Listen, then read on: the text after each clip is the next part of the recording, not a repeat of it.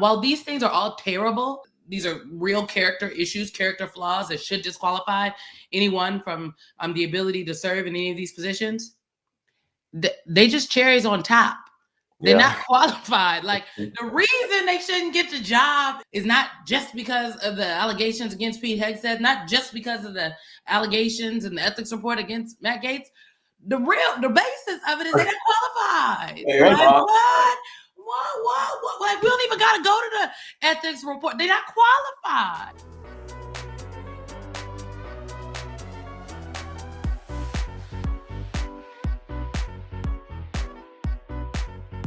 Well, folks, hey, it's another time to come and hang out with me here at the Michael Steele Podcast. I'm really glad you are able to do that. Look, every once in a while, I like to invite a couple of folks on the podcast to sort of sit down and shoot the shit on a lot of stuff together, as opposed to the one-on-one. We got, a chance to kind of bring more folks to the conversation. We may not always agree on everything, but we do want to have that conversation. And I'm excited today to be joined by three folks who I have great admiration for and have worked with over the years and really appreciate their insights. John Fugelsang is an actor, comedian, the host of SiriusXM's Tell Me Everything and the John Fugelsang podcast. John is going to be out and about, and we'll talk about a little bit on his sexy liberal comedy tour. It's a lot of fun. Check it out. Also, Tara Setmayer is a resident scholar at the University of Virginia Center for Politics. She regularly appears on air as a commentator on MSNBC and is the co-founder and CEO of the Seneca Project, which played an important role in the past election as a bipartisan super PAC led by women, dedicated to mobilizing women in voting in key areas of the country. And of course, my friend Symone Sanders-Townsend is an author, Democratic strategist, and the co-host with me on MSNBC's The Weekend. She rose to prominence in 2016 as the national press secretary for U.S. Senator Bernie Sanders' then presidential campaign. My conversation with John Fugelsang, Tara Setmayer, and Symone Sanders-Townsend is coming up right after this. The combo, Barbershop and the beauty parlor, where we all just kind of get a little touch up around the edges, because Lord knows our edges are frayed. Why do I have on a hat? After the last 3 weeks, it has been like crazy hell. But I am so glad to have Tara and Symone and John, all buddies, here to have this conversation. I guess, folks, why don't we just do a bunch of appointments have been made. The latest being Dr. Mehmet Oz, Dr. Oz for CMS, which is our wonderful agency that covers Medicaid, Medicare, just unimportant stuff like that. What's your top line takeaway from the last few weeks and what you've seen in Donald Trump's explosion of individuals who I kind of look at as the menagerie of misfits, and in large measure, you've got a couple of standouts there, Marco Rubio. But I have a theory about Marco Rubio and why he was selected. But what are you guys seeing and thinking right now from what you hear? How about you, John? We'll start with you. Well, in many ways, Marco Rubio is the most pathetic member of this cabinet, ironically. But I'm so far just taking the approach that the mugshot cabinet is here for us to enjoy. It's here for us to remember. As bad as things get, we're going to have to remember every day to stop and smell the train wreck.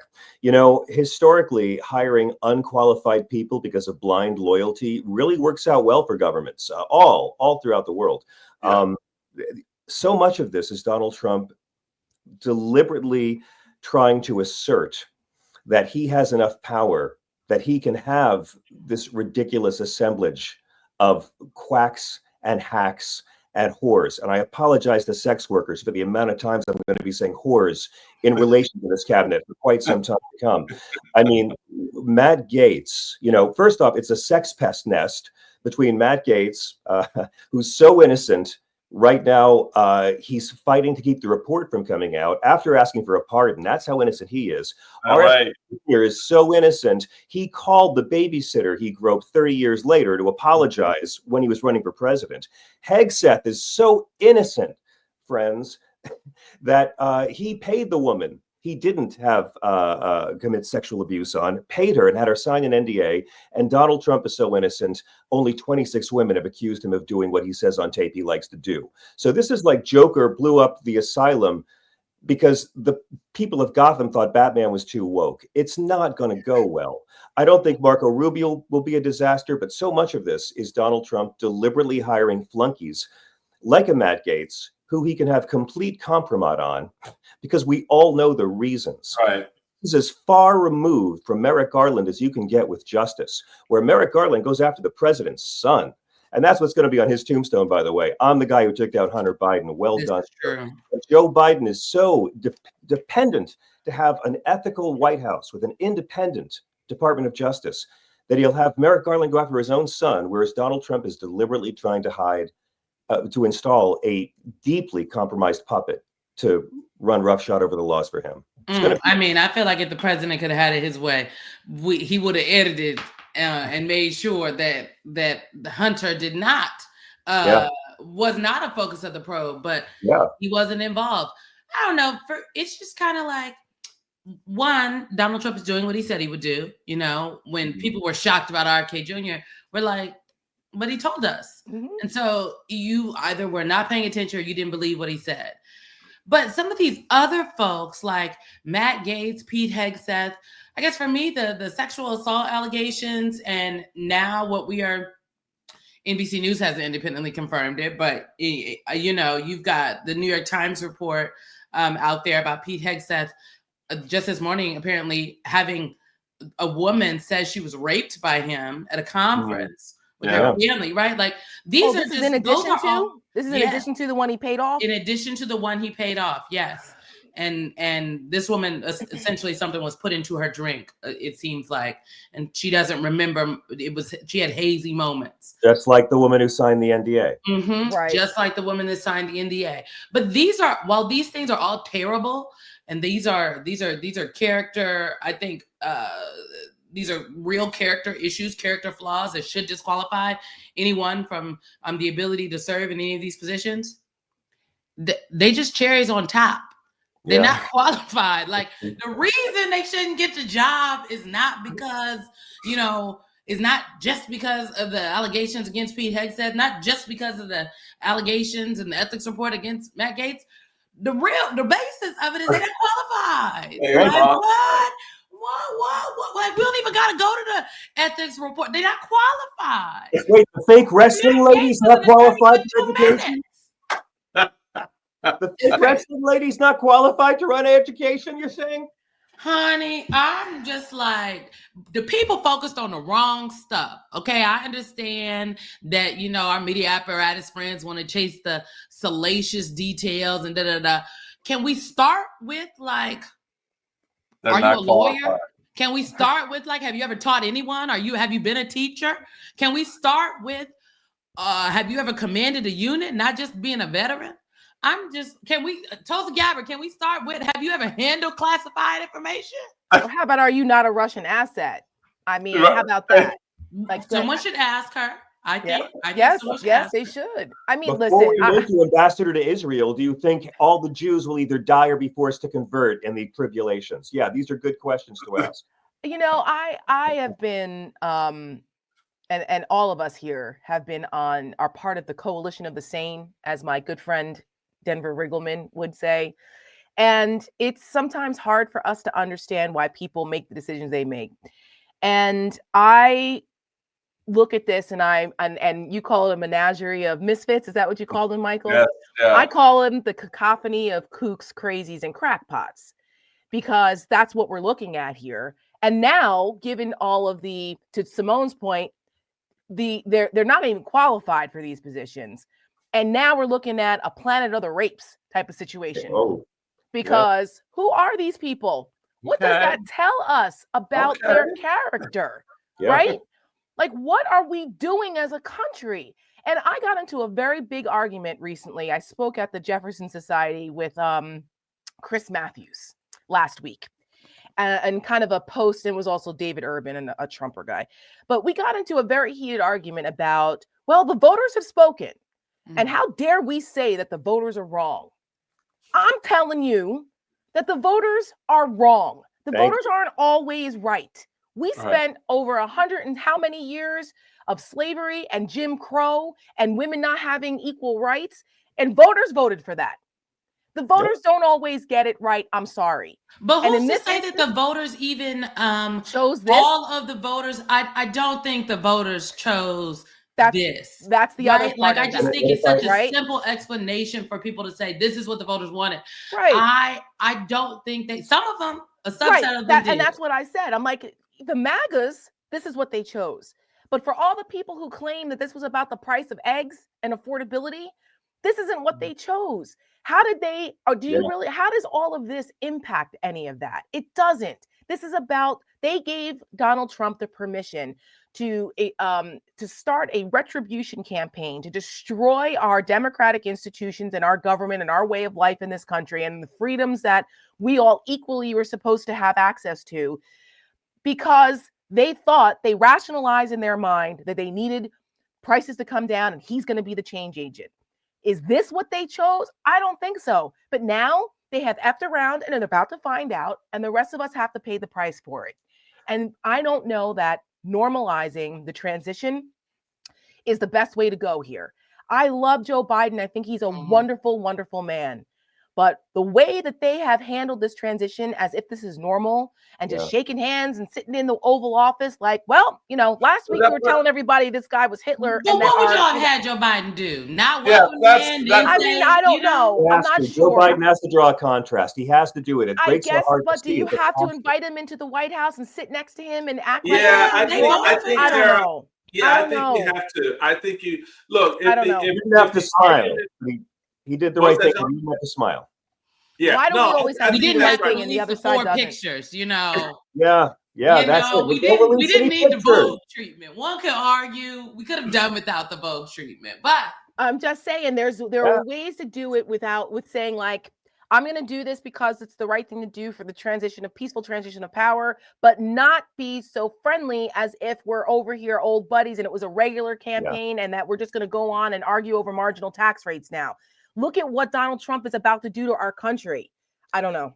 As long as we're talking about the voters, I just want to remind everybody that it's not just that only 1/3 of eligible voters voted for Donald Trump, because that's always how it is. 1/3 of us are progressive, looking out for everyone. 1/3 of us get locked into this selfish right-wing tribe, and 1/3 of us are apathetic. That was the colonies. That was Germany during Hitler's time. It's always this game of thirds. But you got to remember, we just found out the popular vote total for Donald Trump has dipped below 50%. Now, yes, he won the popular vote for the first time, and only 2 presidents have done that since 1988. Republicans have done that since 1988. Okay, 8 out of 9, the American people have chosen the Democrat. Right. But in the case of Trump, now that it's dipped below to 49%, that means historians and the rest of the world, the majority of people who showed up to vote have voted against Donald Trump for 3 elections in a row. So as bad as it gets, remember, this was not a red wave. This was people who voted in 2020 who didn't show up this time. But Donald Trump didn't get more popular among Americans. This was him losing the majority of votes for the 3rd time. It's not as awful as it seems in terms of the American people sucking at our participation. Yes, we should have shown up in 2020. We were all at home. We were all locked in. Everybody was watching the news, right? It's just us news nerds now. But in 2020, everybody was watching all day and everyone had a mail ballot. We managed to do what liberals always talk about, drive up turnout. When it's low, Republicans always win. But again, most of us have chosen not Trump 3 times in a row. He has no mandate. We have to remember that in our hearts and on our lips moving forward. So how do you, because I think that's an excellent point, that Donald Trump basically performed at his ceiling, and that's below 50%. And again, even though it involved winning the popular vote, it's not, again, you're not getting this sort of mandate push. Reagan had a mandate. You know, you could make that case. When you win 49 states, you kind of have a mandate. So we know what that looks like. But how do you then, to all of your points, look at how this has pulled itself together and have the American people still walk into a space where they know you have a choice between a woman, accomplished, competent, capable, sitting vice president, and the thing that really twists your knot with her is that, well, I just don't know what her policies are. And then you have Donald Trump, who has been a former president, has been running since November of 2022, and has said jack shit about policy. Thank you. And everybody's like, yeah, but I just did better under him. Oh, when your grandmama died from COVID? Thank you. That was a good day in your family? Oh, when your brother's business was shuttered and closed, that was a good day in your family? Oh, you mean when your kid's education was stunted? That was a good day for your family? So help me understand, because I think it's going to be important in terms of how the rest of us move forward in dealing with the battles ahead. I mean, I'm not going to rest my hope on white women deciding, oh, now shit's wrong. I'm sorry. I'm not doing that. I've been warning Democrats for 6 years now. Your weakest links are white women, period. Exclamation point. Move on and deal with it, right? No, they don't want to deal with it. But the last 3 presidential elections, the majority of white women have voted their interests, and their interests are, and I'm going to say it, they're men, right?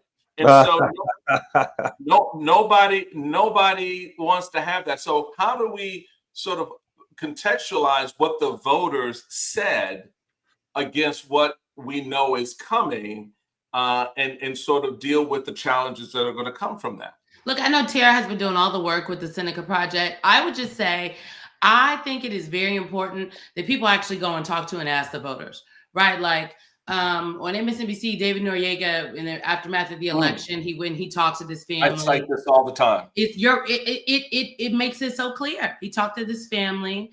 They were Hispanic who voted for Donald Trump, and David Noriega asked, "Were you concerned about the deportation language? Are you concerned?" And they're like, "He's gonna get the criminals, and we are not criminals." The father in that family was undocumented, and the connection was not made that for the Trump administration to the incoming administration, it is a crime if you are undocumented in this country. So you are, in fact, now a criminal.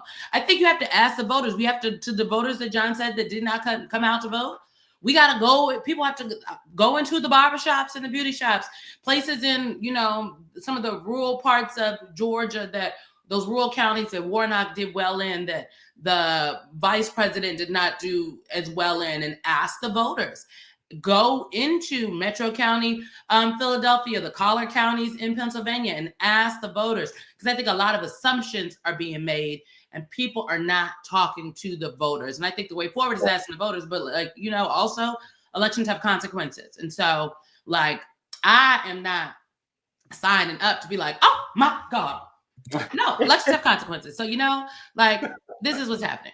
And you cannot be on board with what's happening, but this is what is happening. Yeah. And thank you, Simone, for the Seneca shout out. I mean, that's what we were trying to do. And, we got a late start, but we saw the need that the people needed to talk to these women and give them the permission structure to please vote your interests. Do not vote against your own interests personally, not your husband's interests, yours, because your husband's not the one that's going to save you if you're bleeding out on your bathroom floor, because the state that you live in has now criminalized your health care, your reproductive health care. Or if you want to divorce that husband, these people think that there should be no fault divorce anymore. Or if you live in Missouri and places like that are red states that think that, well, if you're pregnant, you can't file for divorce.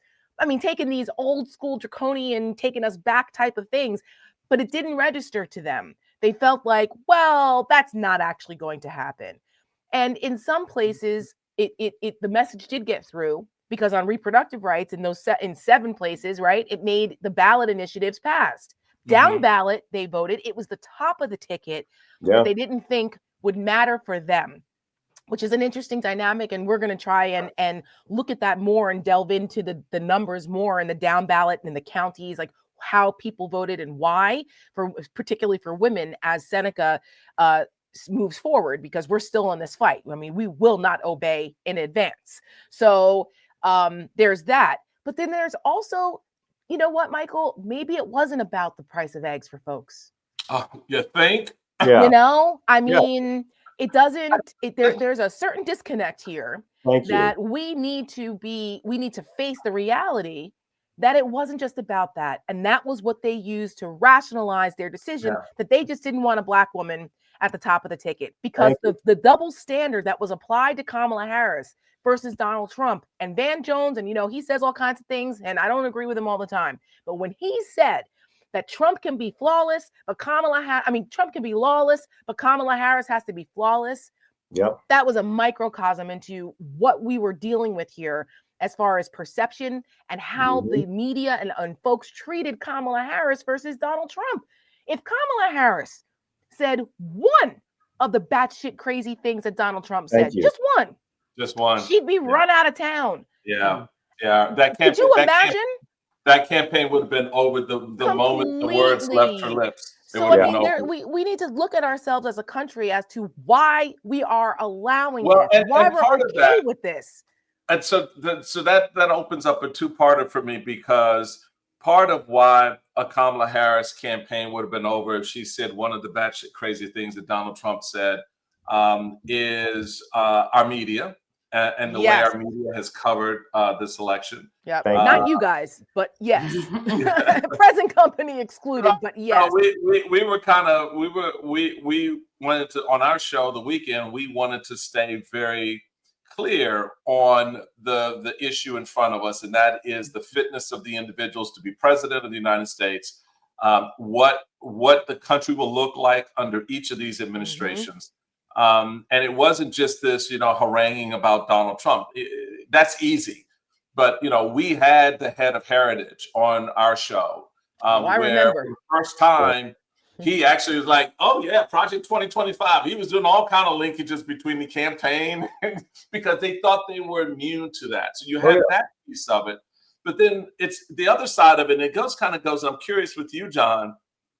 You've been out across the country with a great tour. And folks, he's got his last leg coming up with the Sexy Liberal Comedy Tour in January here in Washington, D.C. at the Warner. I know I will be on the 18th. We are going to be at the Warner on the 18th, and it is going to be the party of the new year. Michael, we need to get a table. We're going to do that. I think Simone and I, we're going to have to break a little bread with you. I'm going to talk to all three of you about coming to that show in D.C. I would love to. That's 2 days before the military gets sent out and activated to crush all dissent. That's right. So the arts will be part of that too. So let's enjoy it while we still have that freedom.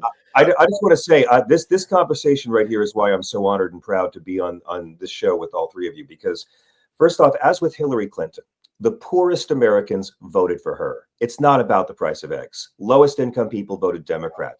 This country's not man enough to make a woman president yet. And I don't like to say white women, because millions of white women voted for Harris. I prefer to say just women who are dead inside voted for Trump. And we wonder, how is this so possible? It's possible because 2 generations of Christians in this country have been groomed and raised to believe that criminalizing abortion is the main focus of the ministry of Christ. Whereas the Bible never bans abortion, God asserts a fetus as property in Exodus 21, and a woman's life has more value in his eye. God gives abortion tips for pregnant, unfaithful wives in Numbers chapter 5. God drowns every fetus on earth one time because he was in a mood. God's the least pro-life character in the book. Let me tell you, Gentiles, about Passover. But because Jerry Falwell realized in the late 70s that tax-exempt status for schools that practiced racial segregation wasn't winning in the midterms, and they switched to the focus of the right-wing Christianity being the right for women to have control over their own body and the right of men to force American citizens to be pregnant against their will. That has replaced the teachings of Jesus. I ask MAGAs every day. They call into my show at SiriusXM. Please give me one actual gospel teaching of Christ, Trump or your movement fight for. And you'll learn they've never read this book. It's their spiritual camouflage. I want to remind everybody that Kamala Harris has the 4th most votes of any presidential candidate in American history, the 2nd most votes by any Democrat ever. She got 4 million votes than Barack Obama in 2008, 7 million more than Obama 2012, 7 million more than Hillary Clinton, and 10 million more votes than Donald Trump got when he got the White House in 2016. There are more of us. And there's not going to be this massive surrender that our corporate media thinks has to happen for there to be peace. So, John, that's amen to that. But that's the second piece I wanted to get to, because you're out here, as I mentioned, on the Sexy Liberal Tour. And so you're seeing and hearing from everyday voters out there. And your audience is not just composed of liberals. I mean, I know you have that appeal because you are one of those guys that people, along with the other, folks that are on the tour with you, people want to come out and have a good evening, have a laugh at themselves, and have a laugh at their opposition. A lot of hostage husbands get dragged to our tour. A lot of hostage husbands. I make them feel welcome every night. I make the whole audience welcome the Trump supporters before I do it. So that's my thing. What did you, in those travels, was there anything that you could pick up from folks out there that would tell you, Houston, we may have a problem? That why 10 million voters did not vote in this cycle?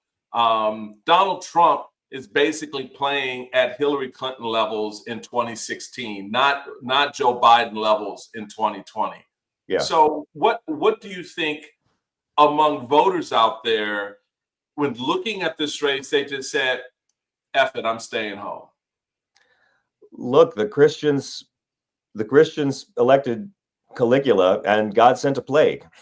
Yeah, I say that all the time. No wonder God sent a flood. Yeah, I mean, but again, we had high turnout because God sent a plague, and then when there's no more plague, we don't have as high turnout. So we can point fingers all day, and people are doing it. I mean, everyone's pointing fingers. People are blaming Joe for not dropping out earlier, blaming Joe for dropping out, blaming Kamala for this or that, blaming Hillary for not picking Bernie, which is... I would like to blame Nancy Pelosi. I would like to be on record. Yeah, everyone's got it, and it's great, and it's fine, and it's healthy, and it's getting the bad blood out, because by Valentine's Day, comb over Caligula will have united everyone once again. MSNBC's worried about their ratings now. Have a good Christmas, people. Just breathe a bit, rest, work out, get strong, because we're not going to let this drive us crazy. Never let a Nazi see you sweat, never let a racist see you cry. But Donald Trump is going to unify everybody to the left of Newt Gingrich, who are pointing fingers at each other right now, through his sheer incompetence, awfulness, racism, and misogyny. So it's not any... Look, yeah, it's going to be bad. Yeah, people are going to get hurt. But I have so much faith in the majority of Americans being able to resist this stuff. I have a little bit of faith in the oligarchs who own this country, resisting Donald Trump if they want to.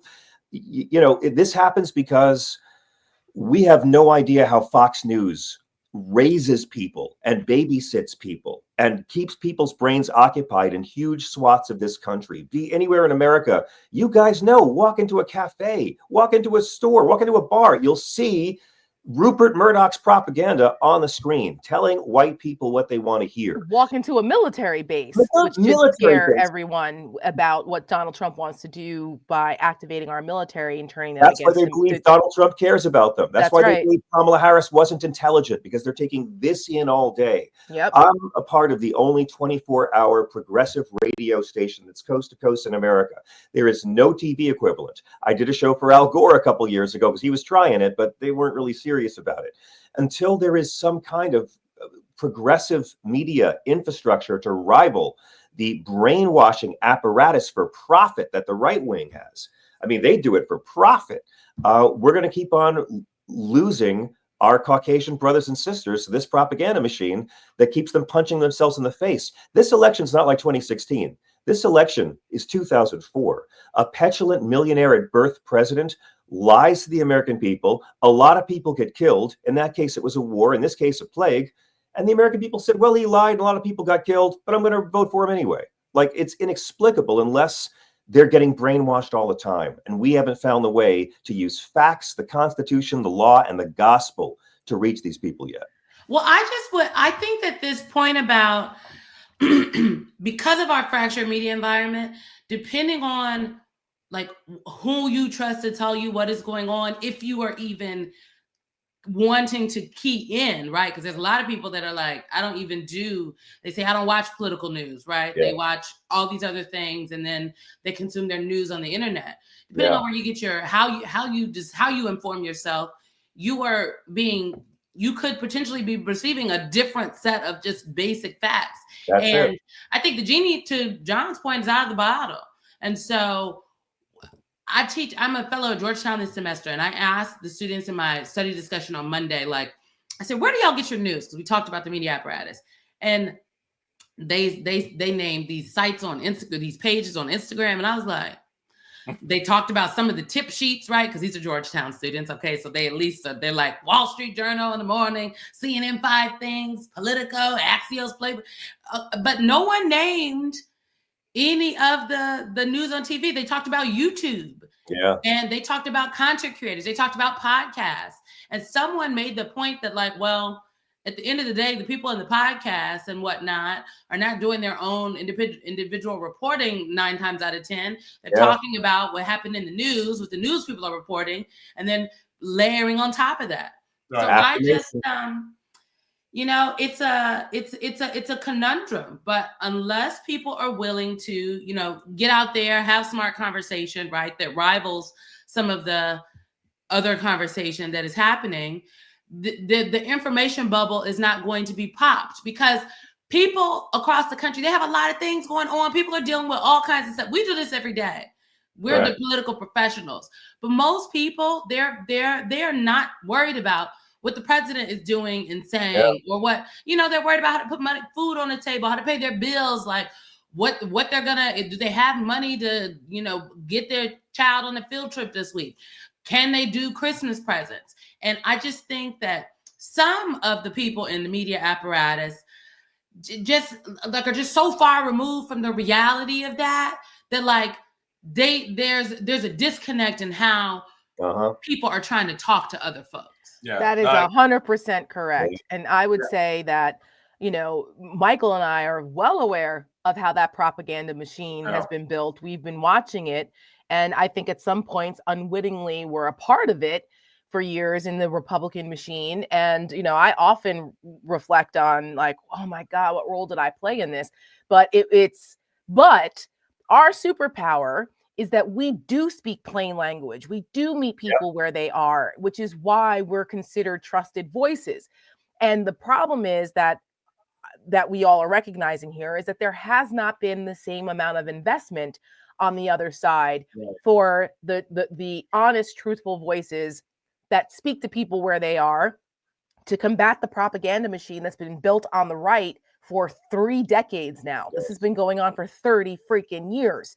And they recognize that, which is why Fox News was started, which is why the Salem radio networks and the talk radio conglomerates were pumping out conservative talk show hosts for all those years. I mean, conservative radio had a huge influence in my thoughts on conservatism, from Bob Grant to Rush Limbaugh and Hannity and all those guys, Levin, all those years. And then of course, everything that they claim to believe turned out to be bullshit, because everything that those conservatives, most of them, were talking about does not apply to Donald Trump, because he's anathema to all of those things.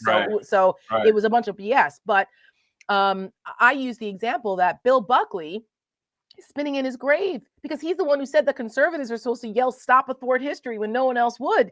Well, I believed that. I thought that's what we were doing when we became never Trumpers. And I thought that the other conservatives who were so sanctimonious in their liberal democracy values would do the same, and they didn't. They sold out for political expediency and power. So you were a conservative. They weren't. Yeah, that's right. Yeah. And so, and I still have a certain worldview, but I'm an independent right now and probably will be for the rest of my life. But I always have been. Yeah, but the thing is that what the common denominator here is that we should all understand that if we want to live in a free society, what Donald Trump is selling people is not a free society. It's a dangerous populism that's masked. It's in this populist "I'm for you" when it's actually fascist authoritarianism. And we've seen. I mean, it's but they already bought it, Tara. Okay, I know. If they would like to send it back to the store, Right, they have to hold on to it for 4 years. Right. They bought it. It is true. purchased. It's true. Yeah, But we have to figure out a way to speak to people meet them where they are so that they understand the stakes. Because unfortunately, I don't think a lot of the people, not the MAGAs, they're the cult. I'm talking about the other folks, like that Hispanic family that was like, well, you know, he's going to help us and he's going to deport those other people. He's not coming for us. There is a certain lack of information flow that nobody talked to them about what's at stake. No. They're talking about you too. Right. There was a part of that was missing in this election on the grassroots level. And that's I think something that if Democrats ever did an autopsy or postmortem or whatever they want to call it, like Republicans did in 2012, you'll see that. We'll find that out and how that was missed. We cannot afford to miss that again because now a lot of people are going to be hurt because of it. I would just say, you know how I think people gonna learn? My mama used to tell me, don't touch that thing. And I'll be like, she always telling me don't touch it. And I touched it. Yes. Pain. And People don't change unless they pay enough of a price. I might have got tapped. Or if I touched the stove and I burned my hand got burnt. And I'll never forget my mama told me not to iron on the bed. I got a scar on my hand right here because I was ironing on the bed. And one day the iron flipped on me, burned. It was crazy. The iron is, people are ironing on the bed right now, okay? And the iron is going to flip over and it's going to burn them. And then they will never forget. I'm sorry, but they'll forget, Symone. They forgot. Well, maybe it will be seared in their brain for the immediate future. And maybe people will decide to make other decisions and maybe they won't. We don't know. People are flawed and fickle and people are people. We're all people. But I just, I don't think any amount of information is going to get burned by the stove. No, you're right. Get hit by the iron, maybe. There's people that are beyond. We're gonna take a quick break, and then we come back. We're gonna wrap up with the answer to a question. Has anybody seen JD Vance? We'll have more with Tara, Symone, and John Fugelsang coming up right after this. Everybody, welcome back to the Michael Steele podcast. So as we went to break, I just asked a question because I don't know, when you pick a vice president and you kind of run as a ticket, when you're putting together your administration, usually they're by your side. We saw that between Joe Biden and Kamala Harris. We saw that between, George Bush and Dick Cheney. And we certainly saw it between Barack Obama and Joe Biden. But the Donald Trump JD Vance thing seems to be a little bit interesting because the only person I hear and see a lot of is this guy called Elon Musk.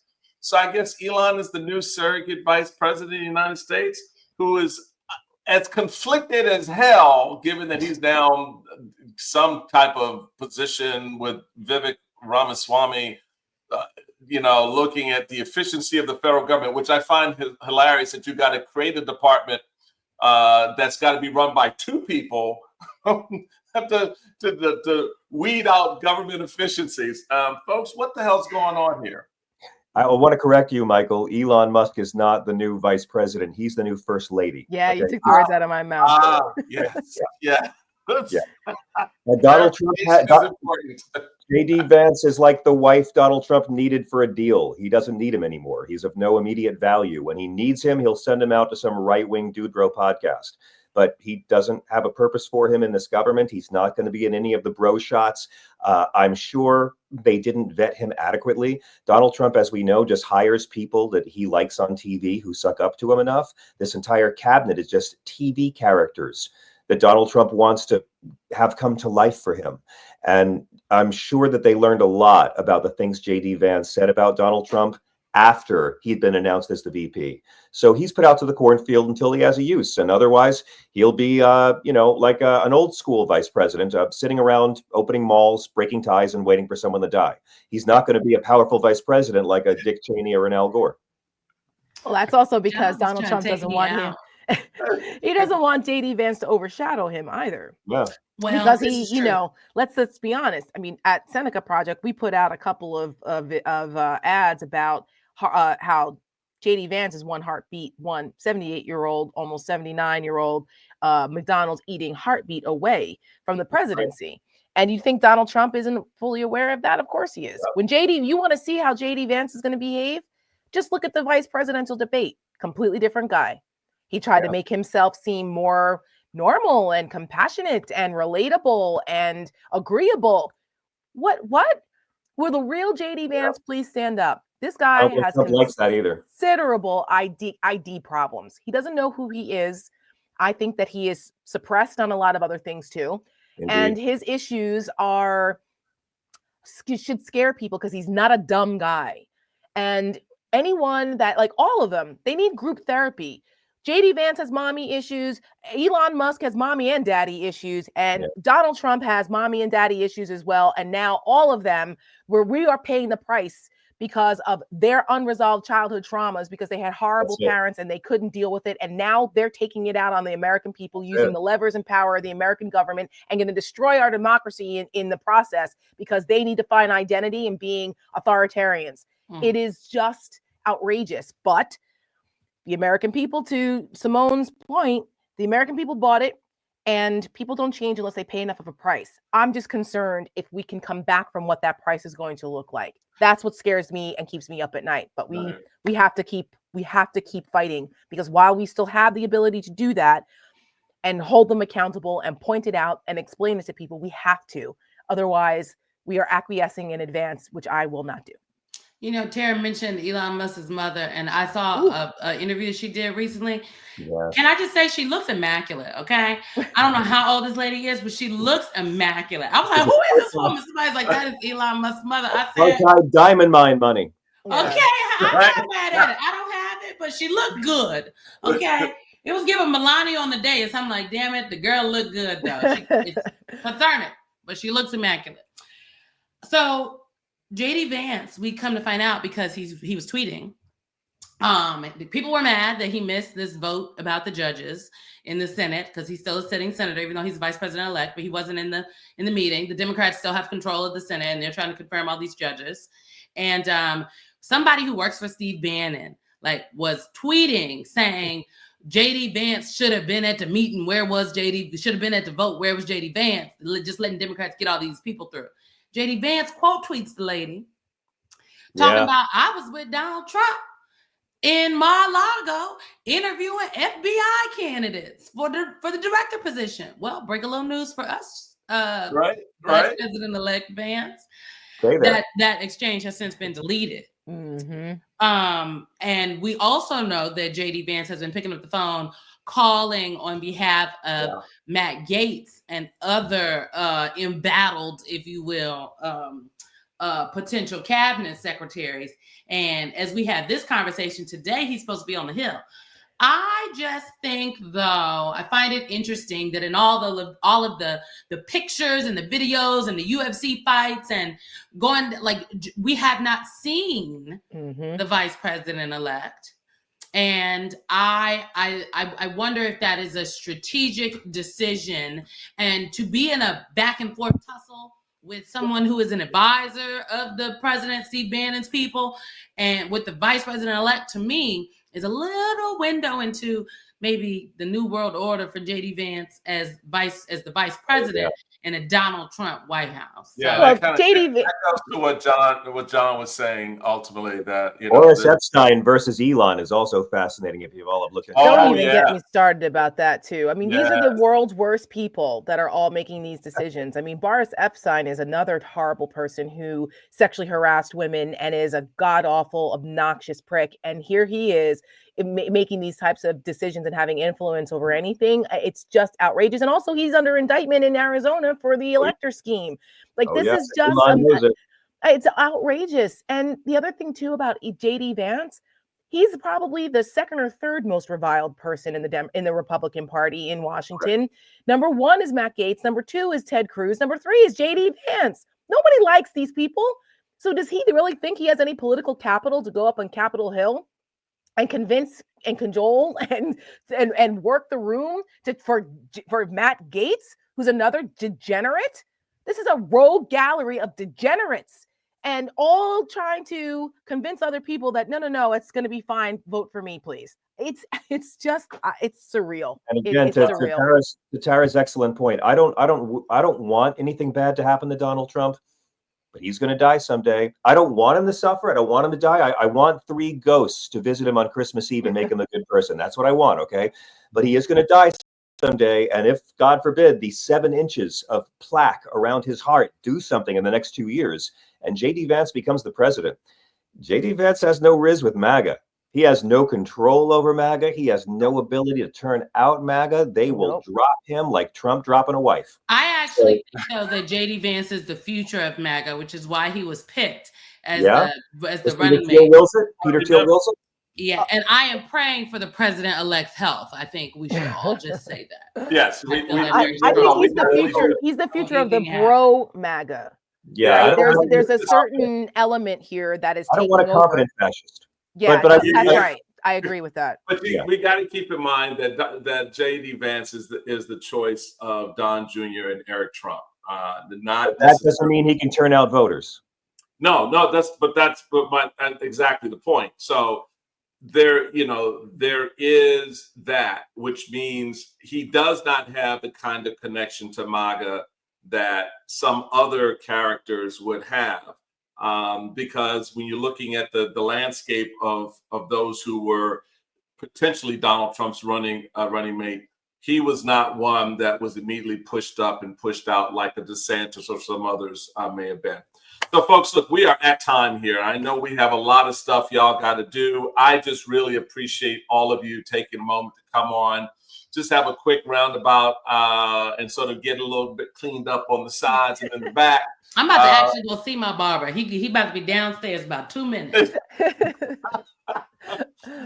Tara Setmayer, John Fugelsang, my partner, Symone Sanders-Townsend, thank you guys so much for taking some time with us. We really appreciate you. There's a whole lot more we can get into, so that means we got to do a round 2.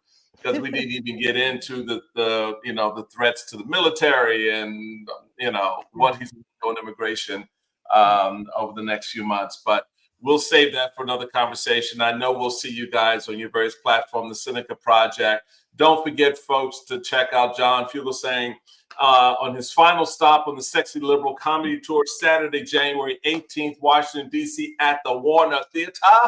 I'm going to put that one on my calendar and plan to be there. It's a great show. I remember when John launched this many years ago, and it has thrived and survived a lot of crazy out there. And it's a lot of fun. So don't forget to check him out on the 18th at the Warner Theater. And, of course, Symone Sanders-Townsend. She is one of the co-anchors of The Weekend with me and our partner, Alicia Menendez, on Saturday and Sundays. 8 a.m. to 10 a.m. on MSNBC. Check us out. It's going to be a great show this weekend, Symone. We got lots to pop open. Yeah. It's going to be fun. All right, folks, till next time, God bless y'all. Take care. Saddle up, get ready. But before you do that, just sit back, have a drink. Just makes the ride a little easier. Take care, y'all. See you later.